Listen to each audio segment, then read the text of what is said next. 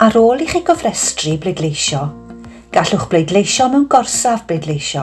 Mae'r rhan fwyaf o'r safoedd pleidleisio yn adeiladau cyhoeddus, fel llyfrgelloedd neu ganolfannau cymunedol. Bydd cerdyn pleidleisio yn cael ei anfon atoch I cyn etholiad.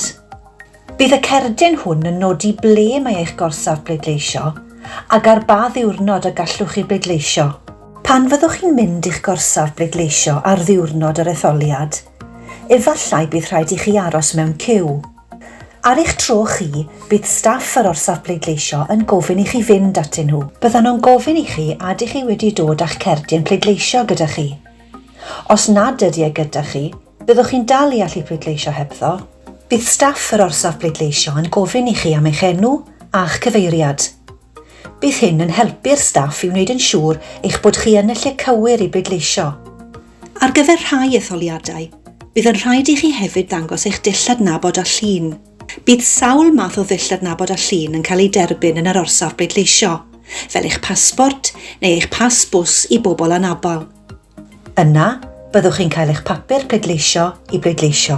Mae llawer o help ar gael I chi yn yr orsaf bleidleisio. Gallwch ofyn I staff yr orsaf pleidleisio eich helpu chi ddarllen a deall eich papur pleidleisio.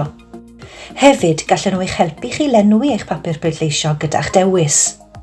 Gallwch fynd I orsaf bleidleisio gyda gweithiwr cymorth, aelod o'r teulu neu rhywun rydych chi'n ymddiried ynddo.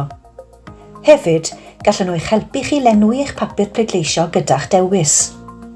Gwnewch yn siŵr eich bod chi'n dweud wrth staff yr orsaf bleidleisio eich bod chi wedi dod â rhywun gyda chi i'ch helpu. Rydych chi'n pleidleisio drwy roi X ar y papur pleidleisio. Ar ôl I chi bleidleisio, bydd angen I chi blygu eich papur pleidleisio a'i roi yn y blwch pleidleisio.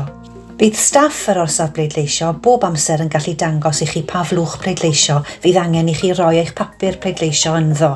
Dyna pa mor hawdd yw dweud eich dweud. Peidiwch â cholli'ch pleidlais. Cofrestrwch I bleidleisio nawr yn www.gov.uk/cofrestru I bleidleisio. A chofiwch a gallwch chi bob amser ofyn am help gan eich cyngor lleol.